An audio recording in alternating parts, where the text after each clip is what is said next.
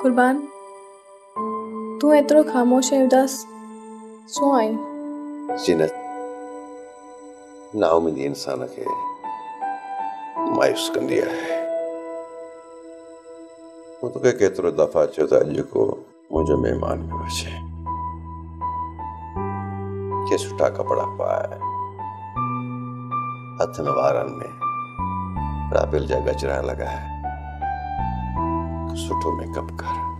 कुर्बान, मूंखे हिकिड़ी ॻाल्हि त ॿुधाए, जेकॾहिं तूं मूंखे बेहया जो लिबास तो पाराइण चाहीं, मूंखे बेहया जी मूरत तो बणाइण चाहीं, त मूंखे उतां छो वठी आहीं जिथे आउं रहंदी हुयसि?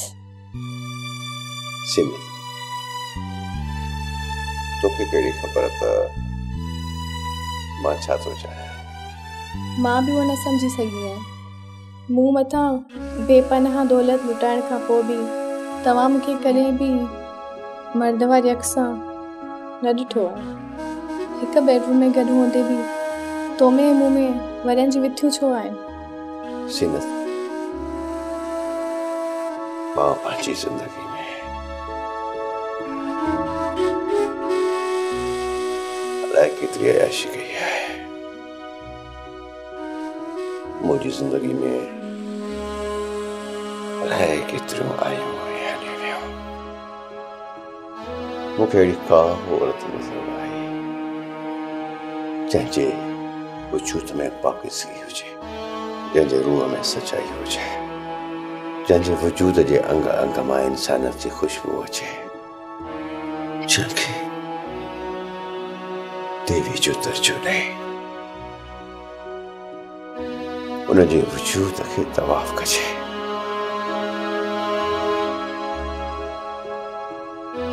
गुनाहनि जे गंद सां भरियल बाज़ारनि में अव्हांखे अहिड़ी औरत किथां मिलंदी कुर्बान साहब? मिली वई आहे, मिली वई, ऐं उहा मुंहिंजे साम्हूं बीठी आहे, जंहिंखे सुबुह शाम उन ख़िदमत करे ख़ुशि थींदो आहियां। कुर्बान साहब, मूं मथां केतिरी दौलत ख़र्च करे चुको आहीं। एतिरी दौलत मां त तव्हां सौ खनि औरतूं ख़रीद करे सघो हा, पर पोइ बि तव्हां मूंखां एतिरो परे छो आहियो? ज़ीनत, कॾहिं कॾहिं इंसान खे क़िस्मत सां सौगात मिली वेंदी आहे, ऐं उहो हुनखे ॾिसी ख़ुशि थींदो आहे, जंहिंजे लाइ दिलि चवंदी आहे त सॼी हयात ई हुनखे ॾिसंदो रहे।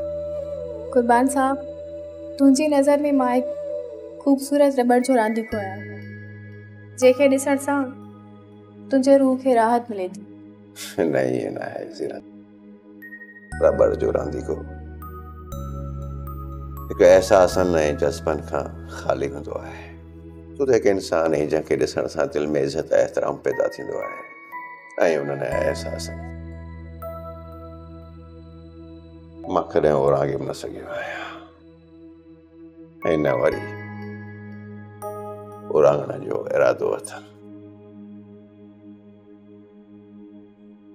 ख़ैर, छॾ हिन ॻाल्हियुनि खे, अच त हली राजा ऐं रूबी सां गपशप कयूं। तुंहिंजा महिमान अञा ताईं कोन आयो आहे। छो?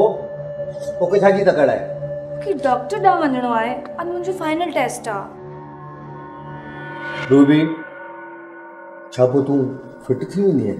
अलाह करे, पर हे त रिपोर्ट्स ॾिसण खां पोइ ख़बर पवंदी। राजा, वकार साहब जी का ख़बर पई? हाँ कुर्बान साहब, मां वकार साहब खे कॉल करे छॾी आहे ऐं एड्रेस सम्झाए छॾियो अथमांसि, बसि अचण वारो हूंदो। राजा, शायदि मां त वकार साहब हुजे ऐं हुनखे इज़त एहतराम सां वठी अचो।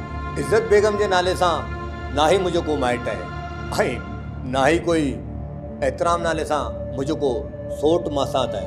बाक़ी वकार मुंहिंजो दोस्त आहे, मां हाणे तो तव्हांजी अदालत में पेश कयांसि।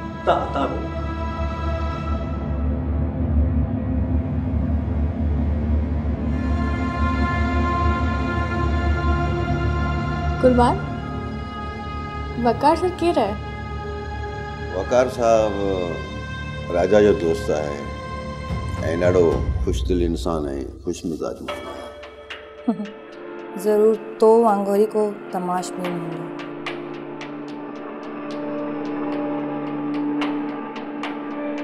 वकार साहब जॾहिं ईंदो त तव्हां सां जॾहिं कचहरी कंदो न त तव्हांखे ख़बर पवंदी त तव्हांजे दिमाग़ में केॾो गंद आहे। कमरे में तो मूंखे का बि खुफ़िया कैमरा ऐं माइक नज़र त नथो अचे। मतां किथे राजा मूंखे ब्लैकमेल न करे। वालेकुम वकार साहब, कहिड़ी सोच जी सुर्जी ठहियल आहियो? बसि ॾिसां पियो त तव्हांजो ड्राइंग रूम ॾाढो सुठो आहे। महिरबानी ॿियो?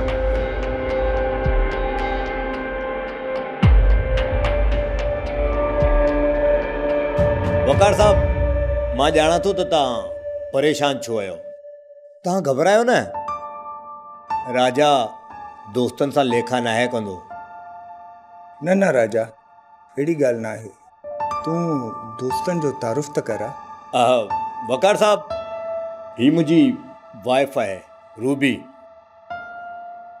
ऐं ही असांजा मोहतरम कुर्बान साहब ऐं उन्हनि सां गॾु मोहतरमा ज़ीनत आहे। जॾहिं खां सरकार ज़ीनत खे ॾिठो आहे उन ॾींहं खां उनजी बेफ़िक्री में फना थी वियो आहे। माना त ज़ीनत कुर्बान साहब जी वाइफ आहे?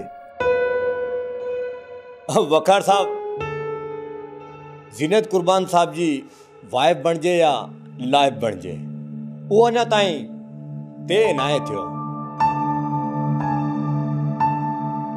पाण हलूं राजा, जीअं वकार साहब ऐं कुर्बान साहब पाण में कचहरी कनि। बिल्कुलु रूबी, जेसी ताईं वकार साहब ऐं कुर्बान साहब पाण में कचहरी कनि तेसी ताईं पाण मोटी ईंदासीं। ठीकु आहे? ठीकु आहे, तव्हां बिल्कुलु वञी सघो था। तव्हां ख़ैर सां मोटी अचो। ज़ीनत, तव्हां मानी लॻाए वठो, पोइ मानी ते वकार साहब।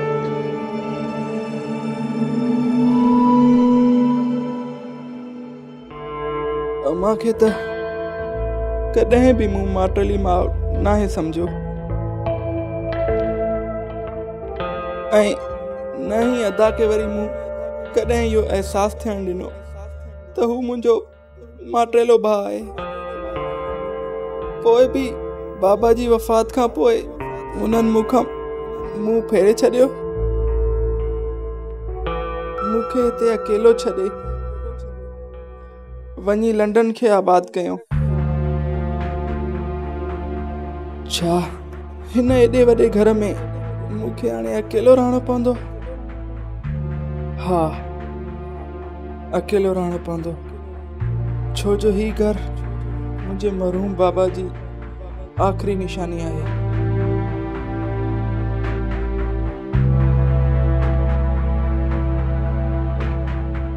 ज़िंदगी जे आख़िरी साह ताईं हिन घर खे आबाद रखंदुसि। मुंहिंजे आख़िरी साह ताईं छो, मूंखां पोइ बि ही घर आबाद रहंदो। मां अदा ऐं अम्मा खे ही घर आबाद करे ॾेखारींदुसि ऐं उन्हनि खे बहितरीन कारोबार बि करे ॾेखारींदुसि।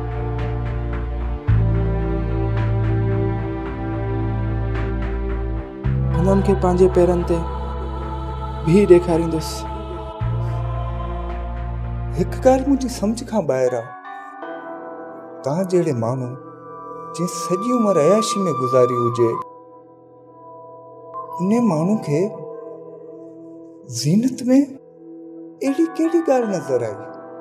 वकार साहब, इहो त अॼु ॾींहुं मूंखे बि सम्झ में न आयो। बसि ख़वाहिशनि जो हिकु अणखुट सिलसिलो आहे। मुंहिंजी दिलि चाहे थी त काइनात जूं सभु ख़ुशियूं मां ज़ीनत जी झोली में विझां,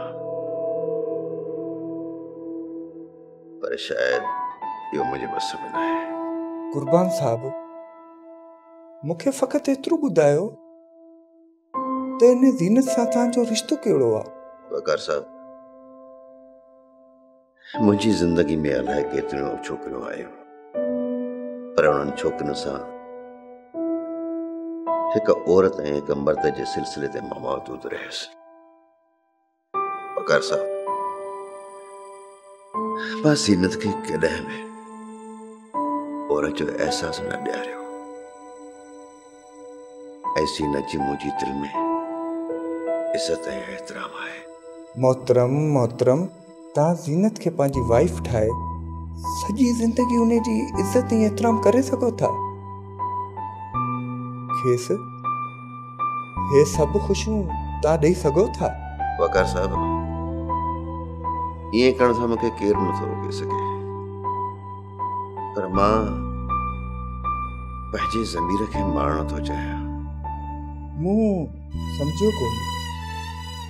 वकार साहब, सुभाणे मूंखे ज़ीनत जे लाइ कार वठणी आहे ऐं मां तव्हांजे ऑफिस में ईंदुसि।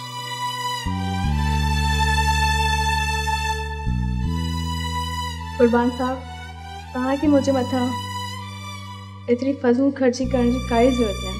मुंहिंजी दिलि जेको बि चयो आहे मां हमेशह उहो ई कंदो आयो आहियां ऐं शायदि मरण घड़ियूं ताईं ईअं ई कंदुसि।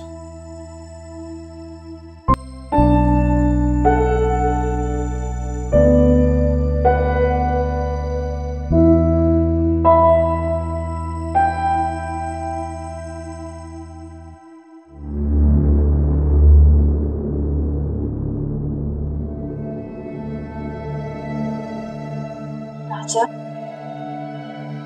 के हिकिड़ी ॻाल्हि त सम्झा, कुर्बान साहब ज़ीनत मथां एतिरो ख़र्च पियो करे, छा एॾी प्रॉपर्टी अथसि छा?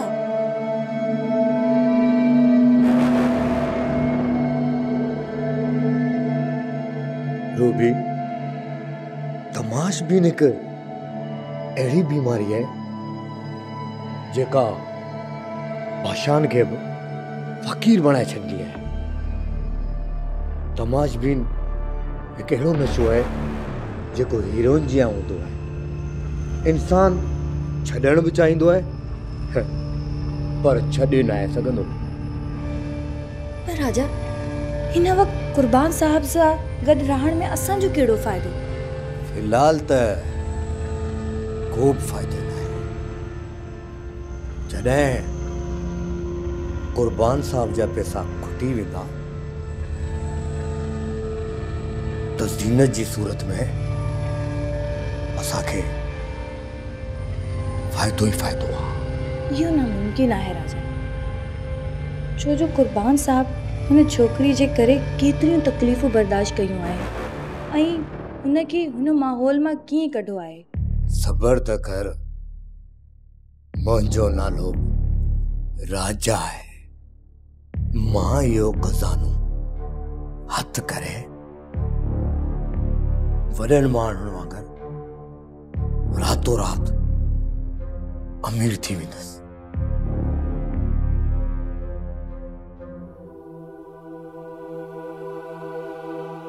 अॼु सां असां खोड़ सारियूं ॻाल्हियूं करणियूं आहिनि। जी साईं। अबाबा जुमा, अबाबा ज़बरदस्त क़िस्म जी चांहियूं ठाहिया। हे तमामु मुंहिंजो प्यारो दोस्त आहे। जी साईं। जी कुर्बान साहब, थी सघे तो मुंहिंजी सोच ग़लति हुजे, पर मां महसूस तो कयां रूबी ऐं राजा तव्हांजे घर में गैर ज़रूरी तौर रहिया पिया आहिनि ऐं इहो राजा हिकु मतलबी शख़्स आहे। वकार साहब, तव्हां सही था चओ। ज़ीनत खां सवा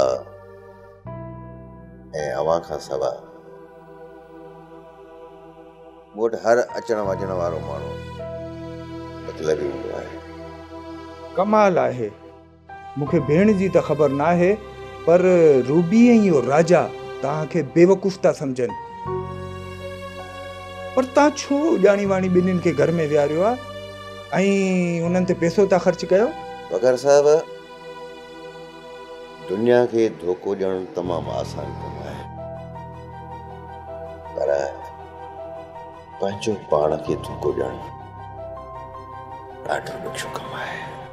पंहिंजे पाण खे बि धोखो ॾियण में इंसान जो को न को मतिलबु ऐं मक़सदु हूंदो आहे। वकार साहब, हर माण्हू जो वजूद मालिक पंहिंजी मिटी में जोड़ियो आहे, पर मां पंहिंजो धोखो पाण सां हिन जे लाइ थो कयां त ज़ीनत खे ख़ुशियूं ॾियां। बसि ईअं खणी सम्झो त मां अलाए केतिरनि मजबूरनि जी जार में फाथल आहियां। कुर्बान साहब, तव्हांजी शख्सियत में केतिरो त ठहिराउ आहे। छा इहो सच न आहे तव्हां कुझु मूंखे चवणु त चाहियो पर चई नथा सघो, या पंहिंजे दिलि में दफ़न थियल कंहिं राज़ खे बयानु करण लाइ अव्हांखे मुनासिब लफ़्ज़ नथा मिलनि? वकार साहब, सॼी उमिरि धोखेबाज़नि जी दुनिया में मां रहियो आहियां ऐं उन जे लाइ लफ़्ज़ ऐं उन्हनि जे लाइ लफ़्ज़ मुहताज न हूंदा आहिनि। मां वाक़ई तव्हां सां कुझु ॻाल्हियूं शेयर करणु चाहियां थो, पर कंहिं मुनासिब वक़्त ते। वकार साहब, मां हर वक़्तु हाज़िर आहियां। मूंखे ख़ुशी थींदी त मां तव्हांजे को कमु अची सघां, ऐं जंहिं वक़्तु मुनासिब सम्झो तव्हां मूंसां मशवरो करे था सघो। पर ख़ैर त आहे वकार साहब? हिन वक़्त ताईं त ख़ैर आहे, पर वक़्त ऐं हालात जी तेज़ी सां कुझु बि थी सघे थो। मुंहिंजे दिलि में हिकु हसरत आहे त मां ज़ीनत जे लाइ ख़ुशियूं ख़रीद कयां। छो ज़ीनत लाइ गाॾी वठण जो इरादो कैंसिल करे छॾियो आहे छा? वकार साहब, गाॾी त मां अॼु ई वठंदुसि, पर मां ज़ीनत जे लाइ अहिड़ियूं ख़ुशियूं ख़रीद करणु चाहियां थो, ज़ीनत जी ज़िंदगी में को हसरत भरियो पल न रहिजे ऐं हू हमेशह बहार वांगुरु हुजे। कुर्बान साहब, छा ईअं मुमकिन आहे? मां मञां थो त ज़िंदगी बि मौसमनि वांगुरु हूंदी आहे, गर्मी, सर्दी, ख़िज़ां, बहार। पर वकार साहब, मां कोशिशि कंदुसि त उन ज़िंदगी में हमेशह बहार हुजे।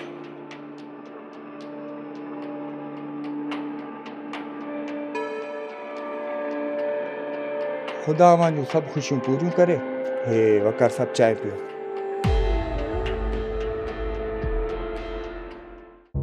अरे तोखे तो ख़बर है यार, हालात ख़राब पिया हलनि, कोन्हनि मूं वटि हींअर पैसा। हा पार्टी वार्टी थींदी त पोइ ॿुधाए छॾींदोसीं। राजा,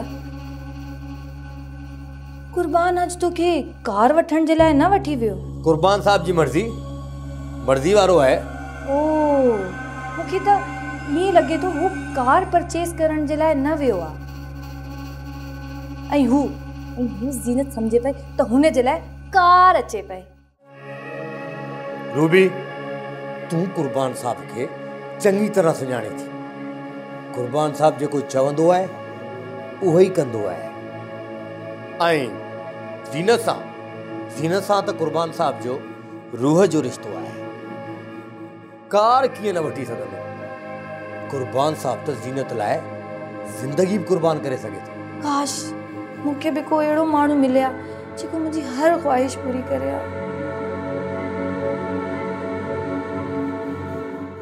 आहे न कुर्बान साहब तव्हांजी हर ख़्वाहिश पूरी करण वारो। जेका गाॾी वठी अचे उनमें चढ़ी सैर कजो। मूंखे त गाॾी में घुमण जो को शौक़ु न आहे, ऐं न ई मां तव्हां जीअं घुमण फिरण वारी छोकिरी आहियां। तूं असां ॿिन्हिनि ते तंज़ छो पई करी? असां हिन घर में पंहिंजी मर्ज़ी से कोन था रहूं। बिल्कुलु, कुर्बान साहब अचे असां अॼु ई घर छॾे हलिया वेंदासीं। ज़ीनत, तूं शुक्र कर जो कुर्बान साहब जे करे सभु तुंहिंजी इज़त था कनि। कुर्बान साहब जहिड़े तमाशबीन जे लाइ तूं का बि अहमियत नथी रखी। हिन में का अहिड़ी क्वालिटी हुजे आ त पोइ कुर्बान साहब असां ॿिन्हिनि खे दिलि विंदराइण लाइ हिते छो रखियो? ऐं छा लाइ असांजी ख़्वाहिशात पूरी करे आ? छा कुर्बान तव्हां सां दिलि विंदराईंदो आहे? तव्हांखे कूड़ ॻाल्हाइण में शर्म नथो अचे? बाक़ी तूं ई ॿुधाए त कुर्बान साहब जहिड़े माण्हू असांखे घर में छो रहियो आहे? के माण्हू घर में भोला कुत्ता ऐं पखी पालींदा आहिनि। शायदि कुर्बान साहब तव्हांखे घर में सूंहं बणाइण लाइ रखियो आहे। माना था असी जानवर आहियूं। ॿियो न त छा आहियो?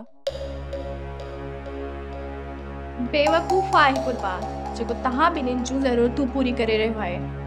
बेवकूफ़ ना है बेवकूफ़। असांजी कदर त सिर्फ़ कुर्बान साहब खे ख़बर आहे त असां हुन लाइ केतिरा वफ़ादार आहियूं। इहो तूं कुर्बान साहब खां ई पुछजांइ। जंहिं ॾींहुं कुर्बान साहब जा खीसा ख़ाली थींदा उन ॾींहुं ते तव्हांजी वफ़ादारी जी ख़बर पवंदी। ख़ाली हथ ऐं ख़ाली खीसे वारा माण्हुनि खे असीं मुंहुं बि न लॻाईंदा। कुर्बान जा खीसा तुंहिंजे मथां ख़ाली थी न था वञनि। मां कुर्बान खे कोन थी चवां त हू मूं मथां पैसा ख़र्च करे। मां कुर्बान सां फाटल कपड़नि में बि गुज़ारो करे सघां थी। तमाशाई मर्दनि खे फाटल कपड़नि ऐं बर्फ़ जे गंढे जहिड़ियूं घरेलू औरतूं पसंदि हुजनि हा पोइ काइनात में किथे कोठो ई न हुजे हा। न ई कॾहिं इंसाननि जा कन घुंघरूनि जी छम छम ॿुधी सघनि हा ऐं न ई कोई दुनिया में दलाल हुजे हा। पर कुर्बान त मूंखे इज़त वारी ज़िंदगी ॾियण लाइ जिदोजहद करे रहियो आहे। ऐं कुर्बान जहिड़े अयाश माण्हू सां तूं जहिड़ी बेवकूफ़ छोकिरी ई इज़त जी उमेद रखी सघे थी। ऐं सच त इहो आहे कुर्बान तोखे शोले जीअं भड़कीलो ॾिसण थो चाहे। जेकर इहो सच आहे त हिन में मुंहिंजी का भलाई आहे।